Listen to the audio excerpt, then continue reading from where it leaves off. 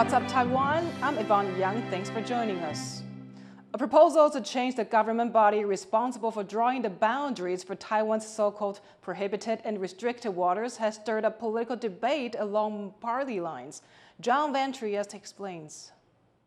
Chinese boats, here seen entering Taiwan's prohibited and restricted waters. Areas surrounding Taiwan drawn under current cross-strait laws and designed to prevent just this kind of scenario.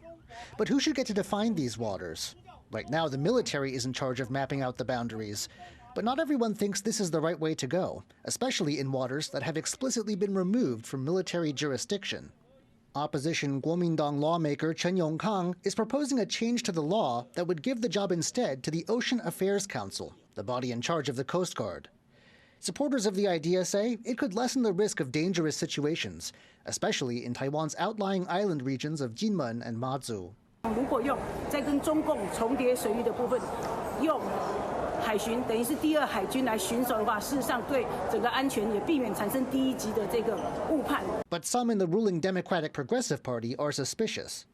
They worry the move will dilute Taiwan's sovereignty over these waters, and are especially wary of language in the proposal stating that there's been no official end to the Chinese Civil War. They're worried this will make any conflict with China seem as an internal affair, and therefore deter outside help.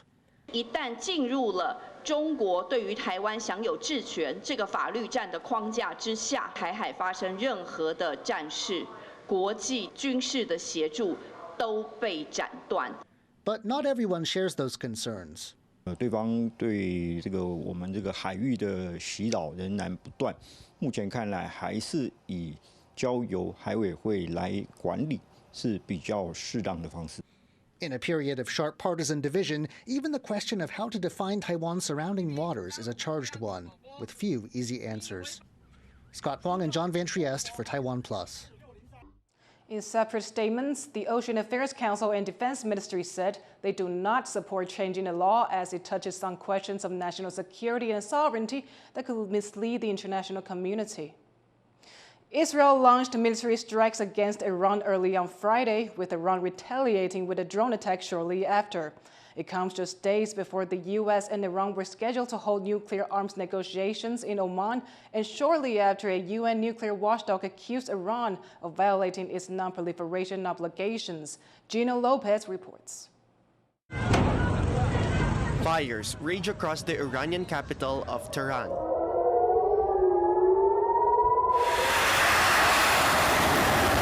As Israel rains down missiles, saying it targeted Iranian commanders, nuclear scientists, and weapons facilities.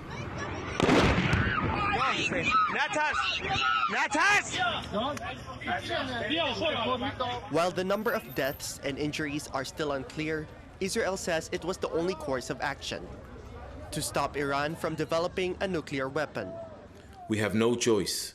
We are operating against an imminent and existential threat. We cannot allow the Iranian regime to obtain a nuclear weapon that would be a danger to Israel and the entire world. The attack comes after the International Atomic Energy Agency, the UN's nuclear watchdog, released a report censuring Iran for the first time in 20 years. It said Iran failed to comply with obligations limiting its nuclear program so as not to produce weapons. In response, Iran announced it would open a new uranium enrichment site, calling the censure politically motivated. Meanwhile, Israel's defense ministry says it assessed that Iran had enough uranium to create 9 nuclear bombs and launched what it called preemptive strikes. 2 nuclear scientists and 3 top Iranian military generals have been confirmed killed so far. Shortly after the strikes, U.S. Secretary of State Marco Rubio warned Iran not to respond to Israeli strikes by hitting American bases, insisting that Washington was not involved. But an Israeli state broadcaster said that Israel coordinated with the United States before attacking Iran, citing an anonymous Israeli official. The U.S. and Iran were scheduled to hold a 6th round of indirect nuclear arms negotiations in Oman on June 15. Trump previously expressed hope Israel would hold off on its strikes, saying his administration was close to an agreement with Tehran. Analysts say this new development may have damaged the progress of previous negotiations. So I think this is taking aim at sabotaging diplomacy. The next round of talks was scheduled this Sunday between the U.S. and Iran. We'll see if this has any impact on that. I don't think the Iranians should leave the negotiating table. In fact, they should use the negotiating room to put more pressure on the U.S. to not go down the military path, because this is going to be devastating for the region. Following Israel's attacks, it says Iran launched more than 100 attack drones in retaliation. Israeli Prime Minister Benjamin Netanyahu suggesting that more attacks on Iran are to follow. The UN and several countries are calling on both sides to exercise restraint, as the region braces for further escalation in an already volatile situation. Dolphin Chen and Gina Lopez for TaiwanPlus. Over 200 people are dead after an Air India flight bound for London crashed just moments after takeoff. As condolences pour in from Taiwan and around the world, investigators have begun the long task of determining what went wrong. John Van Trieste has more.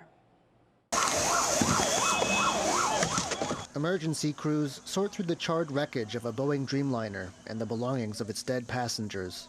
There's no one here to rescue. Only one of the 242 people on board this Air India flight from Ahmedabad to London survived the crash just seconds after takeoff. Officials say even one survivor is a miracle. मगर 1.25 lakh litre ईंधन विमान के अंदर ही था.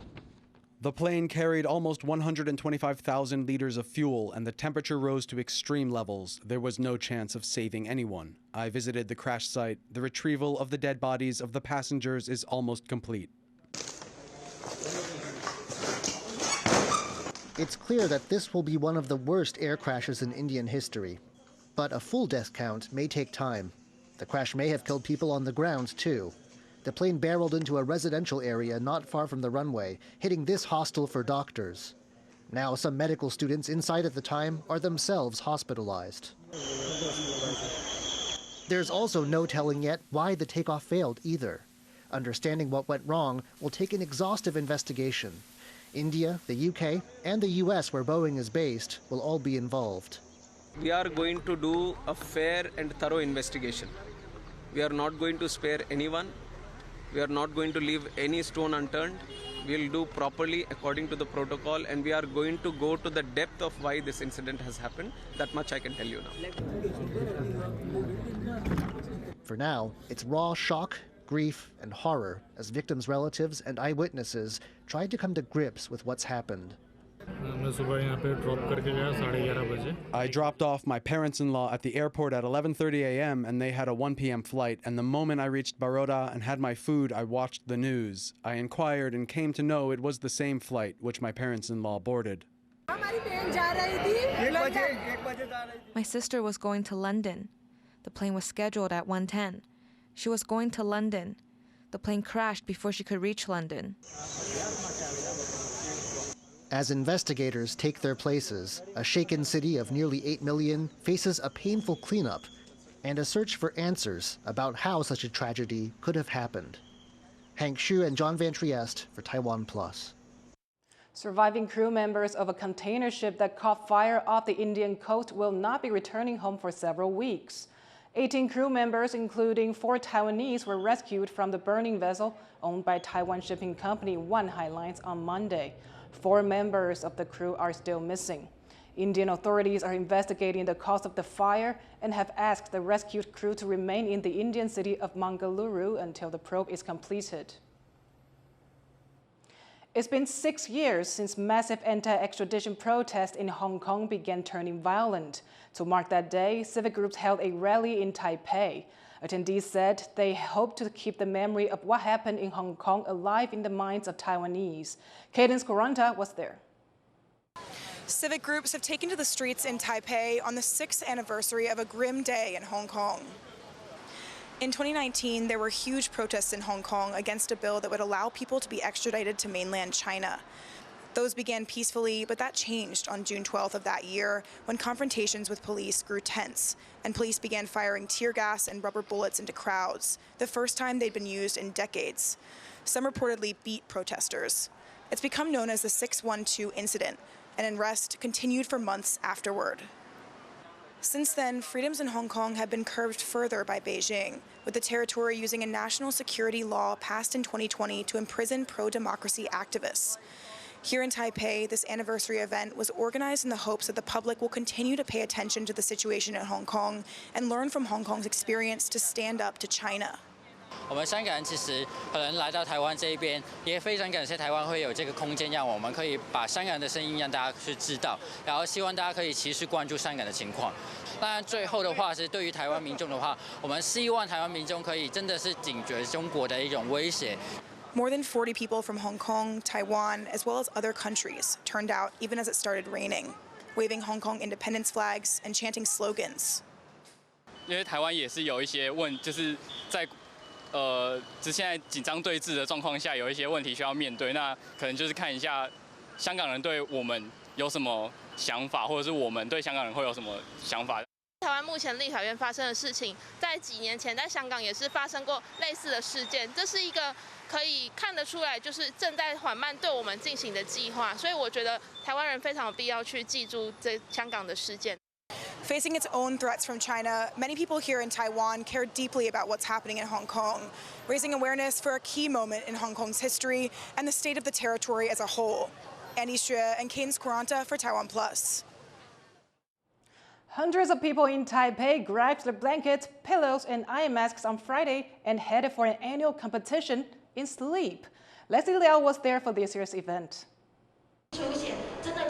Could you fall asleep in 7 minutes? And if you could, how good would that sleep be? That's what you're looking at here. People are competing to see who can get the best quality snooze in a short period of time. On top of that, they have to do it in less than ideal conditions. There's someone speaking loudly over a speaker, crowds of people watching them, and an exhibition going on at the same time. It's an event that's drawn hundreds of people after last year's competition went viral. 可能有一些参与的消费者可能是网红啦，所以他流量非常高。我记得有一个参赛者流量1300万次，就是观看数。Here are the rules. Participants are given 7 minutes to sleep. Each person wears a pulse oximeter to measure their heart rate and blood oxygen levels. Staff go around tracking each person's numbers, and that's how they measure each person's sleep quality. Participants came to the competition loaded for bear. From blankets to eye masks to even plushies, people brought what they needed to get their best rest. 我今天有准备这个毯子，然后眼罩，然后还有这个耳机。小被被跟抱枕。 But one of the competition's top performers didn't bring anything. Her strategy was more about technique than equipment. 其实没有，因为我就是陪朋友来的，所以我就什么都没准备。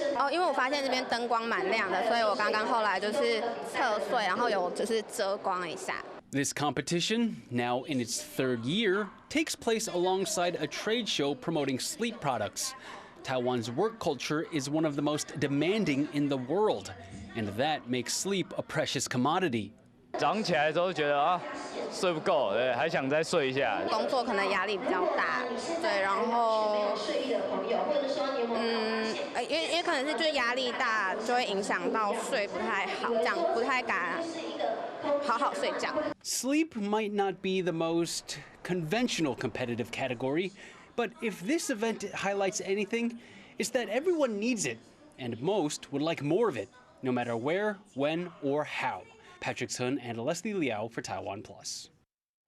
Thank you for watching What's Up Taiwan. Follow our social media for more of our stories.